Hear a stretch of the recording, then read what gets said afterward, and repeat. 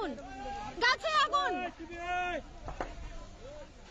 সাজেকে ভয়াবহ অগ্নিকাণ্ডে ক্ষতিগ্রস্তদের জন্য সরকারের বিশেষ সহায়তার আশ্বাস দিয়েছেন পার্বত্য বিষয়ক মন্ত্রণালয়ের উপদেষ্টা সুপ্রদীপ চাকমা।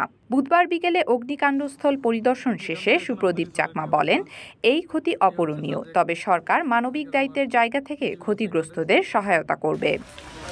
প্রতিটি ক্ষতিগ্রস্ত পরিবারকে ঘর নির্মাণের জন্য 2 টন করে খাদ্যশস্য বরাদ্দ দেওয়া হবে। পাশাপাশি ক্ষতিগ্রস্ত ব্যবসায়ীরা যেন সহজ শর্তে কর্পোরেট ঋণ পায় সেই ব্যবস্থা নেওয়া হবে বলেও জানান তিনি। রিজোর্টগুলি পুড়ে গেছে, তাদেরকে আমি শুধু এই সাহসটা দেওয়ার জন্য এসেছি যে ওনারা সাহস ধরে থাকুন। এখান থেকে আমরা ওভারকাম করার জন্য যা কিছু আছে আমাদের সরকারি পক্ষ থেকে, এবং যেখানে ওনারা বলবেন আমাকে ওখানে গিয়ে এই কথা বলে দেন, আমি গিয়ে কথা বলবো, তারা যেন খুব তাড়াতাড়ি রিকভার করতে পারে। স্থানীয় লুসাই ও ত্রিপুরা জনগোষ্ঠীর প্রতিনিধিরা তাদের ঘর পুনর্নির্মাণ, শিক্ষা প্রতিষ্ঠান ও হোস্টেল নির্মাণ এবং সাজেকে হাসপাতাল স্থাপনের দাবি জানান। একই সঙ্গে বন বিভাগের বাধা ছাড়া ঘরবাড়ি নির্মাণের অনুমতি চেয়েছেন স্থানীয়রা।